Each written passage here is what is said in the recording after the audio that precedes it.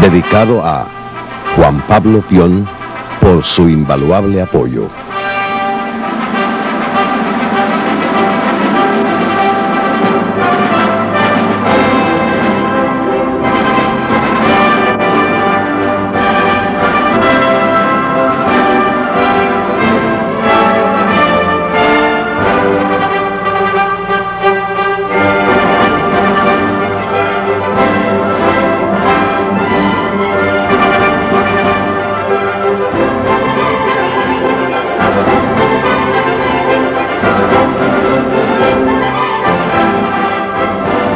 Un joven llamado Juan Pablo Duarte y Diez. El 26 de enero de 1813, en la antigua calle del Caño, hoy Isabel la Católica del barrio Santa Bárbara, el matrimonio del comerciante español Juan José Duarte y Manuela Diez es nuevamente bendecido con el nacimiento del segundo de sus hijos, a quien bautizan en la iglesia de Santa Bárbara con el nombre de Juan Pablo Duarte Diez. Desde sus primeros años sorprende este niño a sus mayores, no solo por su inteligencia y dedicación, sino por un ávido deseo de aprender, lo que le llevó a convertirse en un consumado lector. Con poco menos de 8 años es admitido en la escuela para varones que dirigía Manuel Aybar, donde recibe cursos de gramática, aritmética y geografía, alcanzando el título de primer decurión, título que en su época se le otorgaba al alumno más destacado. Se preparaba Duarte para iniciar sus estudios superiores cuando, por una orden del gobierno de Boyer, quedaba cerrada la Universidad Primada de América. Situación que, aunque dificulta su avance, no logra detenerlo. El joven, que para la fecha tendría unos 13 años, se somete al tutelaje de los dominicanos más instruidos de la época, el doctor Juan Vicente Moscoso y el presbítero don José Antonio Bonilla. Se prepara como tenedor de libros e inicia los estudios de inglés y francés con los profesores Mr. Group y Monsieur Broad, así como el profesor de guitarra y flauta Antonio Méndez. A ambos instrumentos les dedicó tanto tiempo que llegó a dominarlos con bastante destreza. Tan extenso y estricto resultaba el programa de clases que, con relación a ello, comentó Rosa Duarte en sus apuntes. Tanta era la dedicación de mi hermano a los estudios que nunca le fue posible separarse de sus libros hasta muy entrada la noche. Apremiado por sus tutores, sale Duarte al extranjero para completar su formación científica en compañía del comerciante español Pablo Pujols.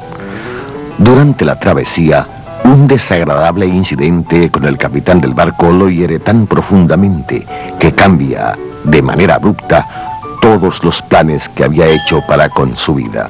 ¿O es posible que teniendo un pasaporte haitiano se haga llamar dominicano? Soy dominicano, dominicano, dominicano.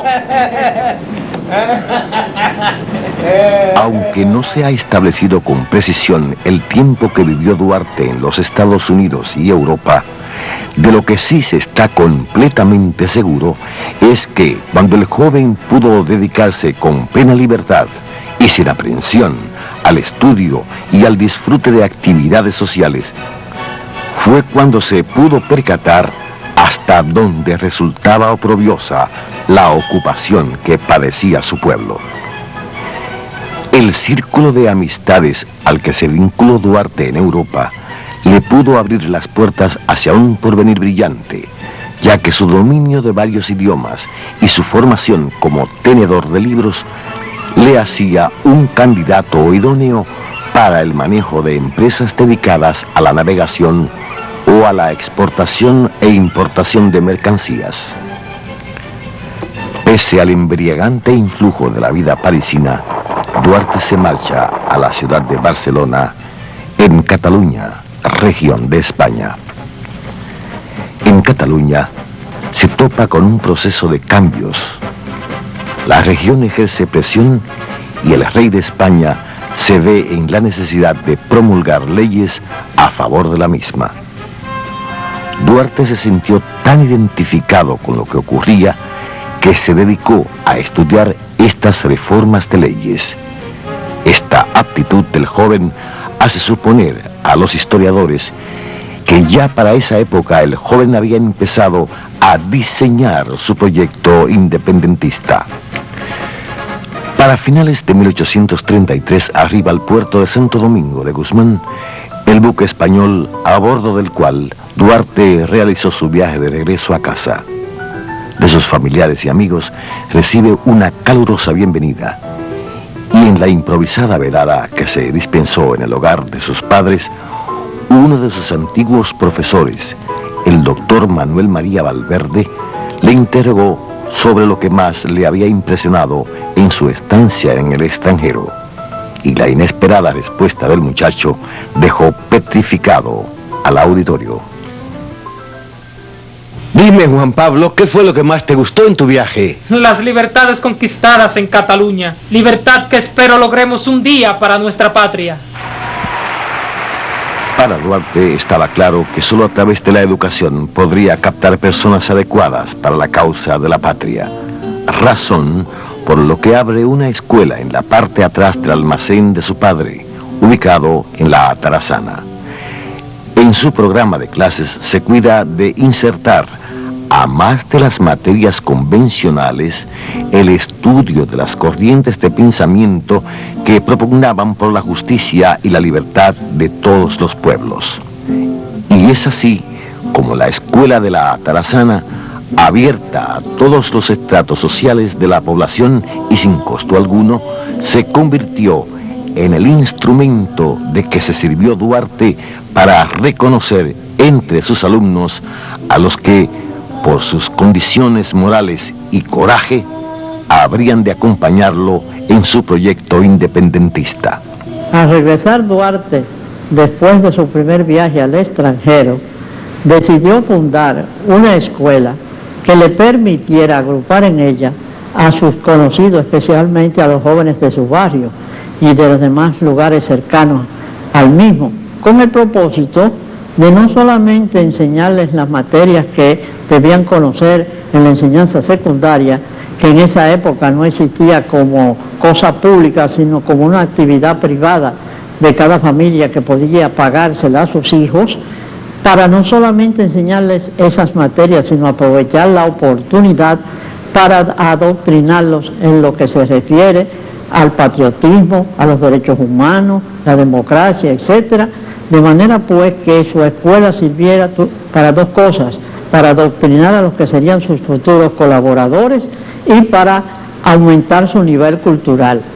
En medio de toda la presión que causaba su gestión como forjador, Duarte hizo un espacio para formalizar su compromiso con la señorita Antonia Bobadilla. El tiempo que duró este compromiso y las razones por las que se deshizo se desconocen, aunque todo parece señalar que la causa del rompimiento fueron motivados por el temor que sintieron los padres de la novia al enterarse de las actividades en que se hallaba involucrado el prometido de su hija. A los 21 años, Duarte ingresa a la Guardia Nacional Haitiana con el rango de Fourrier, que era el equivalente a cabo en nuestro ejército, para hacer el servicio militar obligatorio. Esta situación, lejos de suponerle una molestia, Duarte la concibe como una oportunidad para adquirir experiencia militar y relaciones en los cuerpos castrenses. Durante los 9 años que permaneció Duarte en esta institución, sus habilidades militares le merecieron varios ascensos, alcanzando el rango de coronel. No todos los que llegaron a esta escuela lo hicieron de modo espontáneo. Algunos fueron deliberadamente escogidos, como es el caso de los hombres con experiencia en oficios de mar. Para él, la participación de estos hombres resultaba indispensable, ya que, a su entender, cuando se concretizara la separación, el equipamiento de una marina de guerra garantizaría la soberanía nacional. Durante los 5 años que funcionó la escuela de la Atarazaná, la lectura de obras que trataban temas de democracia, derechos humanos, patriotismo, civismo, compitieron en entusiasmo con los análisis y debates que generaban los manuales y libros de tácticas militares que Duarte tradujo al español para sus discípulos. Para el año de 1838, Duarte intuye que su labor como educador estaba concluida. La semilla de la necesidad de la separación había germinado. Tan solo restaba llevar el fruto de la insurrección a todas las provincias. El 16 de julio de ese año, aprovechando el bullicio de la festividad del Día de Nuestra Señora del Carmen, en la casa de doña Josefa Antonia Pérez de la Paz, Chepita, Duarte dejó formalmente constituida la sociedad secreta La Trinitaria, de naturaleza patriótica, política y militar, con el juramento de los fundadores.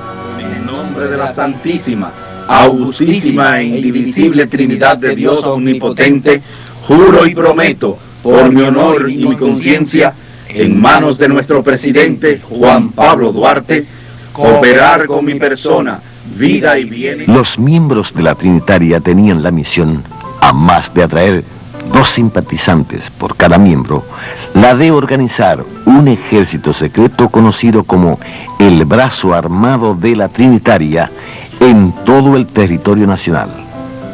De este modo, se garantizaba que cuando llegara el momento señalado, en todo el país estallaría la rebelión.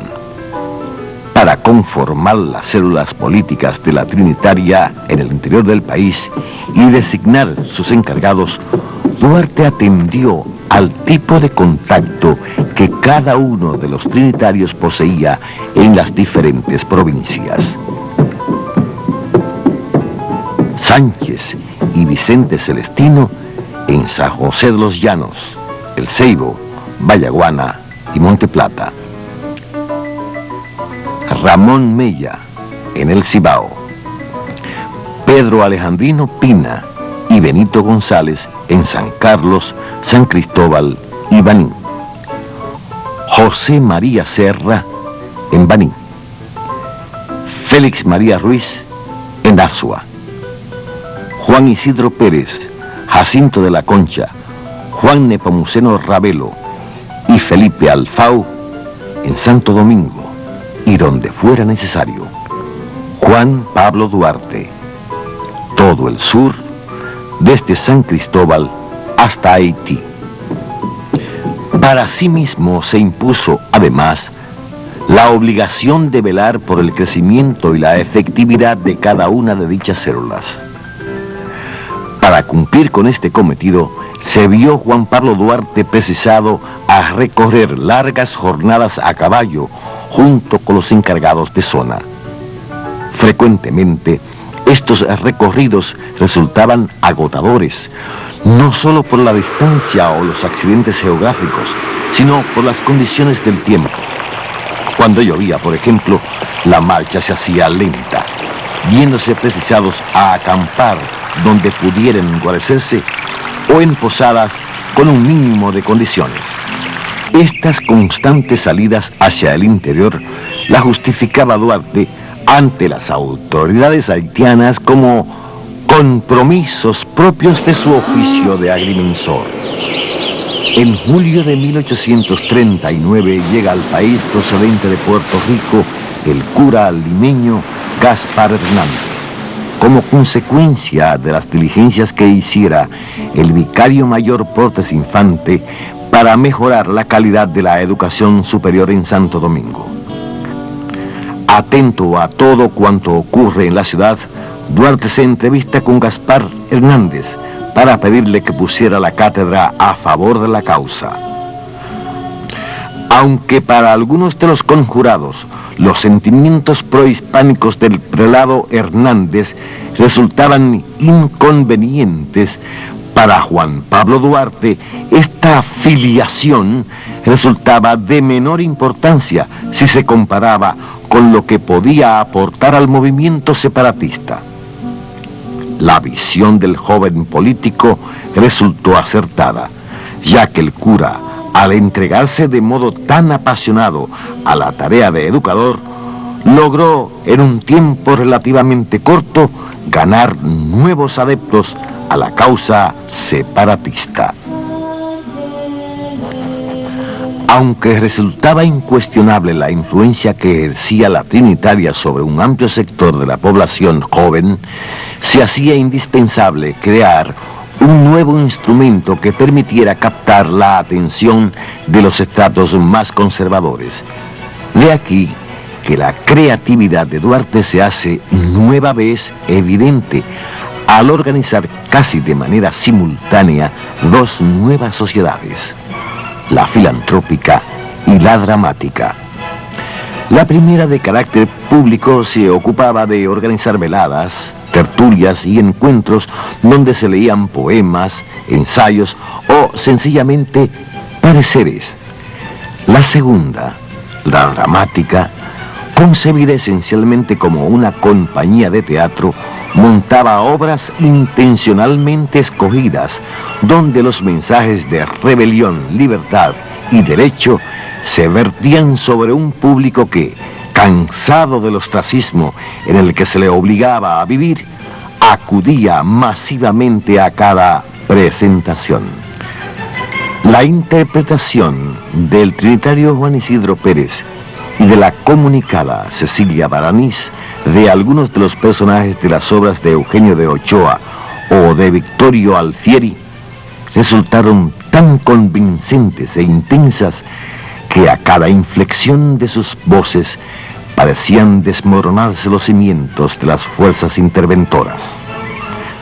El papel de la mujer dominicana a favor de la independencia fue de incuestionable valor. Aunque propiamente no se les tenía por trinitarias, por ser esta una sociedad integrada solo por hombres, se les mantuvo cerca de la causa como comunicadas, es decir, al tanto y a favor de lo que estaba ocurriendo. Debido a que resultaban menos sospechosas por su condición de mujer, con frecuencia se ofrecían como correo, llevando entre sus intimidades comprometedores mensajes o acarreando bajo sus ropas pólvora, balas u otros pertrechos necesarios, pero también desafiando públicamente a las autoridades haitianas o a las advertencias de sus familiares cuando junto a los trinitarios subían al escenario para interpretar papeles que arrancaban gritos de júbilo o consternación del auditorio.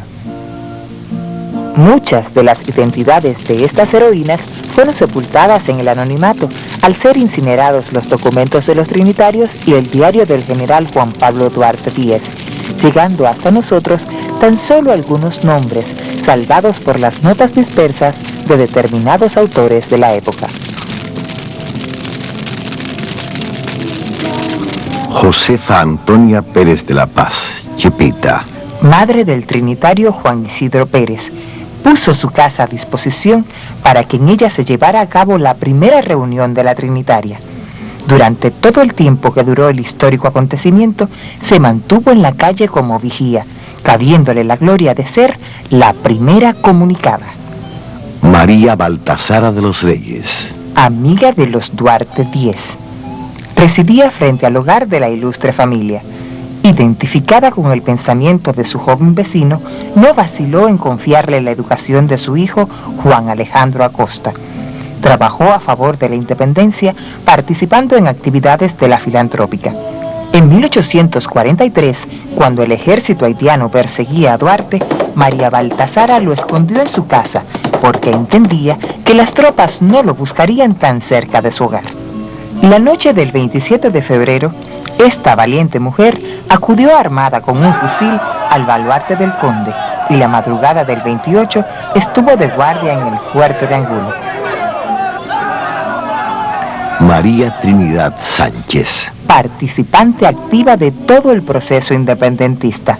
Fue una fiel defensora del pensamiento duartiano, por lo que se integró a los movimientos conspiradores para derrocar a Santana, intentando por todos los medios que los trinitarios pudieran regresar al país.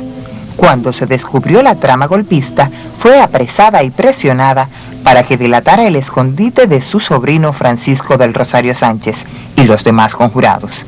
La confesión nunca se produjo, por lo que fue juzgada por un consejo de guerra. El 27 de febrero de 1845, en el primer año de la fundación de nuestra República, María Trinidad Sánchez caía abatida ante un pelotón de fusilamiento. Concepción Bona. Confesionó la primera bandera dominicana junto con su prima María de Jesús Pina, siguiendo el diseño elaborado por Duarte. La noche del 27 de febrero acompañó a los trinitarios hasta el baluarte para ver ondear por primera vez nuestra bandera. Manuela Díez. Madre de Juan Pablo Duarte y su más grande apoyo moral, no titubeó en disponer de todos los bienes heredados en su viudez para consolidar el nacimiento de nuestra nacionalidad. Su grandeza moral fue tanta que cuando, estando en el exilio, Duarte la abrazó y le pidió perdón por ser el responsable de la desgracia de su familia, doña Manuela lo miró a los ojos y le dijo: «Mis penas no vienen de ti, sino de quienes te han traicionado». Rosa Duarte Díez. Devota hermana del padre de la patria, apoyó en todo momento a la causa liberadora, trabajando en la filantrópica y apoyando a los trinitarios en lo que fuese necesario. Estuvo comprometida con el trinitario Tomás de la Concha, el cual fue fusilado estando ella en el exilio. Durante su exilio, escribió apuntes para la historia del general Juan Pablo Duarte, documento gracias al cual conocemos importantísimos detalles ocurridos durante todo el proceso independentista. Prudencia Lluveres.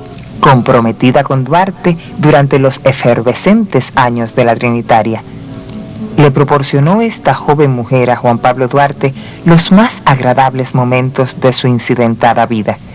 De temperamento vivaz y de decisiones firmes, mantuvo su relación pese a todos los inconvenientes que ésta le ocasionaba. Acostumbrado Juan Pablo al beneplácito que le proporcionaba esta relación, la tributó con apasionados poemas. Cuando en 1844 fue condenado al exilio, la liberó del compromiso para no arrastrarla junto con su desgracia. Pero Prudencia nunca dio por terminado su noviazgo, razón por la cual no quiso relacionarse con ningún otro hombre. Vivió por el resto de su vida al amparo de una de sus hermanas y rodeada del afecto de la descendencia de ésta. Pasado el tiempo, se le oyó con frecuencia confesar a sus parientes: «Nunca más me uní a otro hombre porque a mí me bastó el recuerdo del tiempo que pudimos compartir.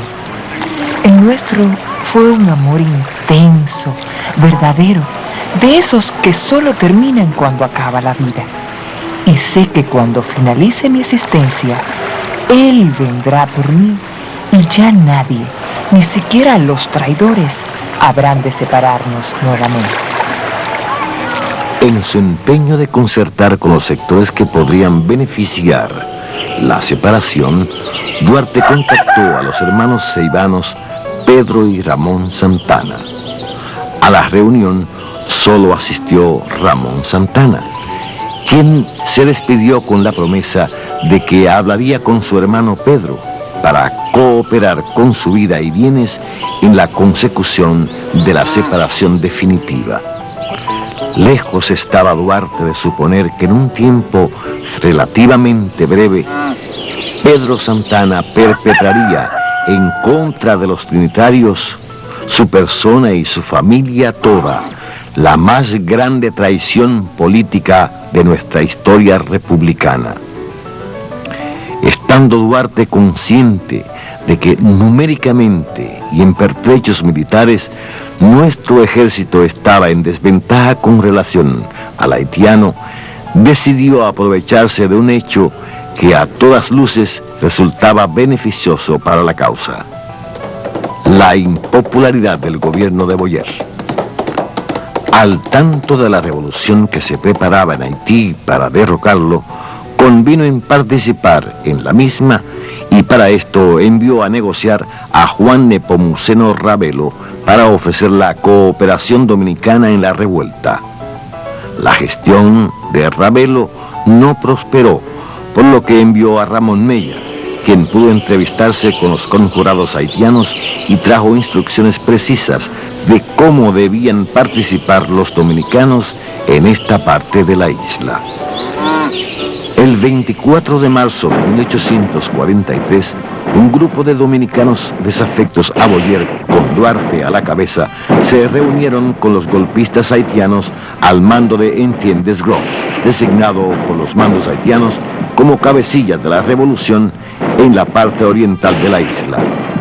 Ambos grupos se dirigieron a la casa del general Carrier, gobernador de Santo Domingo, pero al llegar a la plaza de armas, hoy Parque Colón, se encontraron con el regimiento 32 al mando del general Charles Cousin, trabándose un combate donde Duarte y los haitianos opuestos a Boyer salieron derrotados. Al día siguiente, Duarte y sus seguidores se dirigieron a San Cristóbal y en el camino se les unió el general Desgros con sus hombres para entrevistarse con el comandante Esteban Roca, de origen español, pero al servicio del ejército haitiano. Duarte, que desde hacía un tiempo se mantenía en contacto con Esteban Roca con la finalidad de ganar su afecto a favor de los planes separatistas, obtuvo el respaldo de este. A los 3 días, dominicanos y haitianos llegaron a Santo Domingo con un ejército de 2.000 hombres. El general Carrier capituló sin llegar a enfrentarse. Con el triunfo de los reformistas en Haití, en la parte este o dominicana, se organizaron juntas populares de gobierno en diferentes puntos del país. Como Duarte se había ganado la confianza de las autoridades haitianas por su actuación en el derrocamiento de Boyer, fue seleccionado para organizar los comicios donde habrían de elegirse los representantes de dichas juntas. Esta situación fue aprovechada por él para infiltrar a los trinitarios, haciéndolos pasar como partidarios del nuevo gobierno haitiano. El triunfo de Duarte y los trinitarios fue tan contundente y las demostraciones del júbilo tan espontáneas que las autoridades haitianas no tardaron en reconocer que Duarte los había utilizado para consumar la separación. Con relación al clímax que reinaba en la isla en junio de 1843, Rosa Duarte describe en sus apuntes: la parte española, hoy República Dominicana, era un volcán. Solo esperaban una ocasión propicia para proclamar la libertad. Los ánimos estaban exacerbados y el ambiente se hacía cada vez más tenso. Por donde quiera proliferaban panfletos, proclamas, denuncias, décimas o sátiras a favor o en contra de la separación. Augusto Bruat, delegado del gobierno haitiano, y el general Desgros enviaron un mensaje a Haití donde detallaban la situación reinante en el Haití español y pedían un rápido envío de un contingente militar. Como respuesta al urgente llamado en junio de 1843, el general Charles Gerald Riviere entró por Dajabón con un ejército de 12.000 hombres. Para su sorpresa, como él mismo comentara, encontró una población de idioma y costumbres diferentes, por lo que se hizo necesario utilizar un intérprete. Inmediatamente despachó 2 brigadas para Santo Domingo y Santiago, mientras que él recorrió Puerto Plata, Santiago, San Francisco de Macorís, La Vega y Cotuí. En todas partes oyó del movimiento separatista. Los apresamientos e interrogatorios asolaron por lo largo y ancho estas provincias. En Entre los detenidos se encontraban Ramón Mella y el cura de San Francisco de Macorís, Salvador de Peña, por ser señalados como cabecillas del movimiento en la zona norte.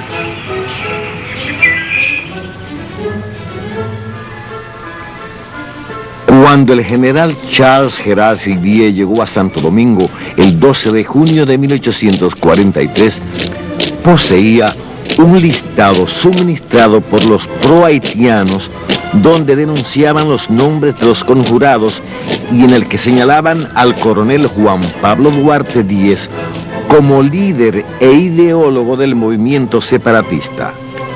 Para precipitar su captura, Charles Gerard ofreció al militar que lo capturara como recompensa el ascenso al rango de coronel y 3,000 pesos oro, hoy equivalentes a una suma millonaria. La ciudad de Santo Domingo estaba en estado de sitio. Sus calles fuertemente patrulladas, la casa de los Duarte Díez y la de los demás conjurados acordonadas y constantemente allanadas. El número de presos era cada vez mayor y la ciudadanía era sometida a largos interrogatorios. Durante casi 2 meses, Duarte y los trinitarios que le acompañaban se vieron precisados a cambiar constantemente de escondite para evadir a sus persecutores. Pero a medida que el cerco se cerraba y se recrudecían las hostilidades contra la ciudadanía, las posibilidades de permanecer ocultos eran cada vez más exiguas. Consciente Juan José Duarte del peligro que corría Juan Pablo y sus colegas y temeroso de que en cualquier momento estos cayeran abatidos en un enfrentamiento con la milicia haitiana, contrató los servicios del capitán de una goleta para que lo sacara del país. Informado del lugar en el que se encontraban y ayudado por personas amigas, Juan José Duarte pudo reunirse con su hijo la madrugada del 24 de julio de 1843. Juan Pablo, hijo, tú y tus amigos deberán abandonar inmediatamente el país en una goleta que he logrado alquilar. Padre, ¿cómo es posible que me pidas que me marche ahora que estamos tan cerca de alcanzar la independencia total y definitiva? ¿Acaso no te das cuenta de la magnitud del peligro en que se encuentran todos ustedes? Nuestros amigos están tan asustados que muy pocos se atreverán a refugiarlos en lo adelante. Lo sé, padre, lo sé y los comprendo. Pero desde que nuestra lucha se inició, nos hemos preparado para la victoria o para la muerte. Si todos ustedes mueren y los demás continúan presos, ¿quién te asegura que los que sobrevivan tendrán el suficiente coraje para seguir adelante? Se levantará otro, padre, otro que será la cabeza para guiarlos. 11 años de educación y de lucha no se habrán de olvidar por la muerte o la captura de algunos de nosotros. ¿Y tu familia, Juan Pablo? ¿No has pensado en ella? ¿Cuánta desgracia más habrá de caer sobre nuestra casa? ¿Cuánto más habrán de sufrir tus hermanas y tu madre? Manuela, Juan Pablo, está enferma de tanto dolor, y si muere, ¿querrás cargar con esa culpa el resto de tu vida? El argumento del padre lo desarmó. Sintió cómo la culpa le desgarraba el pecho. Tanto había sido su afán por liberar su patria, que permaneció ciego ante todo el dolor que padecía su familia. Lo contempló sin poder proferir palabra alguna, y solo en ese momento se percató de lo envejecido y demacrado que se veía el hombre que tanto había admirado. Lo abrazó para despedirse y le prometió que se pondría de acuerdo con sus amigos. Antes de partir, Duarte, Pina y Juan Isidro indagaron nueva vez sobre la salud de Sánchez, pero las noticias no fueron alentadoras. El joven agonizaba en su lecho de muerte, consumido por la fiebre. La noticia dejó caer un pesado silencio. Pesarosos subieron al bote que los conduciría a la Balanga. Saldrían del país esa madrugada del 2 de agosto de 1843. Con la certeza de la salida de Duarte, Pina y Juan Isidro, el rumor del fallecimiento de Sánchez y el encarcelamiento de Mella y otros trinitarios, Charles Herald y los pro-haitianos entendieron que la conjura separatista estaba decapitada. Por consecuencia, disminuyó la presión y a los pocos días a la ciudad de Santo Domingo retornó la calma. Con el surgimiento de problemas internos en el seno del gobierno haitiano y previendo que se gestaba una traición en su contra, el general Charles Herald partió a Puerto Príncipe. La situación interna de Haití propició un clima apropiado a los separatistas que se reagruparon encabezados por Vicente Celestino Duarte, Sánchez y Ramón Mella. Penosamente no hubo una coalición y el pueblo se fragmentó en tendencias: pro-haitianos, pro-hispánicos, afrancesados y hasta pro-ingleses. Cada quien andaba por su lado, como si se hubiesen olvidado que éramos un solo pueblo y que por tanto la meta debería ser la misma: el bienestar de la patria. Mientras tanto, desde su llegada a Venezuela, Duarte buscó entrevistarse con el presidente venezolano, el general Carlos Soublette, entrevista que logró gracias a la dama dominicana doña María Ruiz.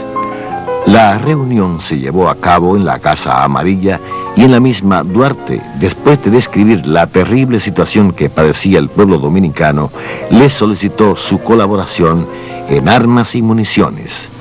El mandatario se deshizo en elogios al joven patriota y le ofreció su más decidida colaboración. Mientras esperaban la prometida ayuda, Juan Pablo y sus amigos hicieron colectas, vendieron objetos de valor, pero lo reunido no resultaba suficiente, por lo que se realizaron otras visitas al presidente Soublette. Comprendiendo que nada podía esperar de él, se embarca a Curazao. Desde allí resuelve escribir a su padre para que ponga sus saberes a favor de la causa, pero a su llegada en el mismo muelle se entera de su fallecimiento. Un sentimiento de culpa se apodera de su atribulado espíritu y el aguijón de la conciencia lo mortifica acosándolo.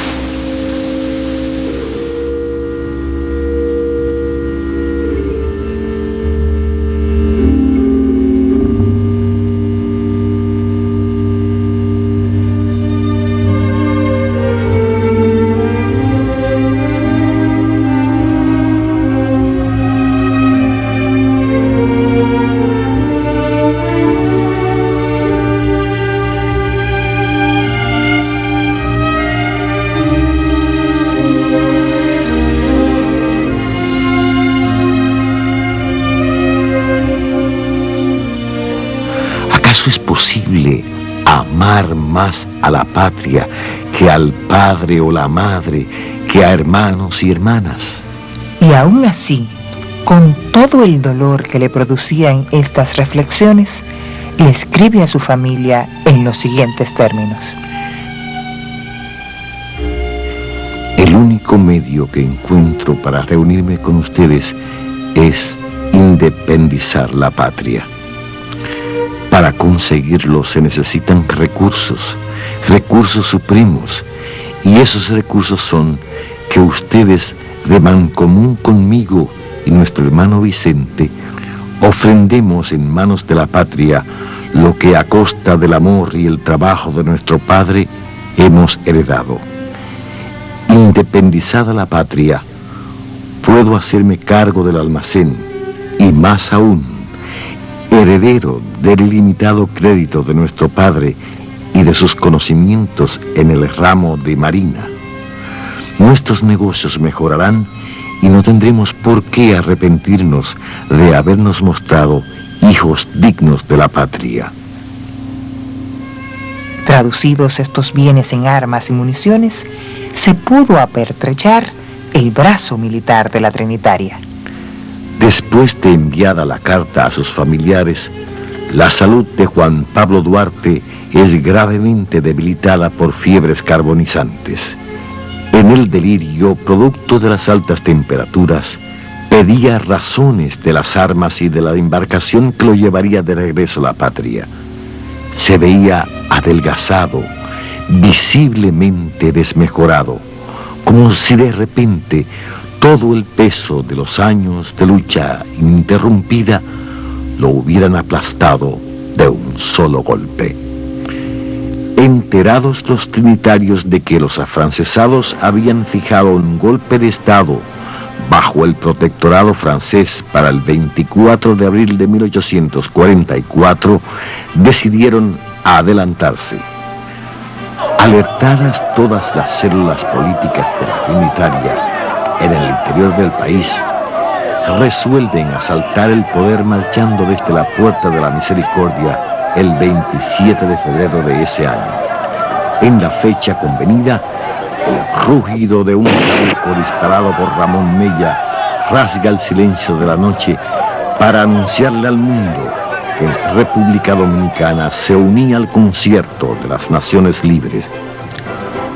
Yo quiero significar, sin embargo, que yo no creo que haya ningún pueblo del mundo que pueda sentirse más orgulloso de tener un héroe nacional como es la República Dominicana con respecto a Juan Pablo Duarte. Es el más puro de todos nuestros héroes y el más puro de todos los héroes que país alguno pueda soñar.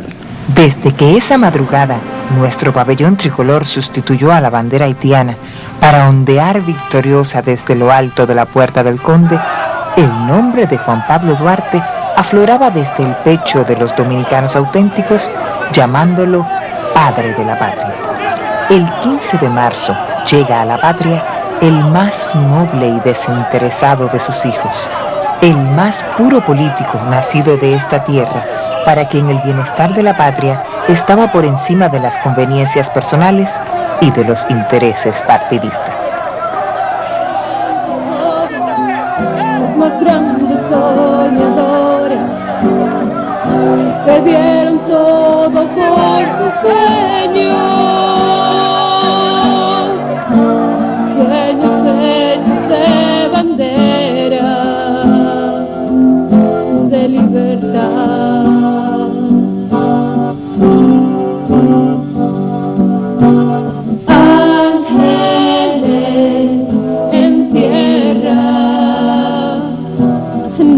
De la guerra, buscando paz. Ángeles, hijos de esta tierra, se bañaron en sangre por mi libertad.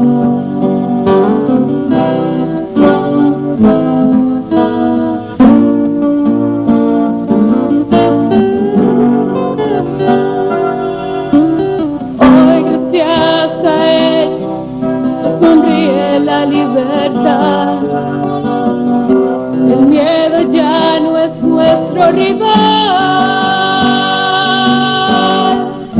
es que después de tanto esfuerzo no te voy a destruir.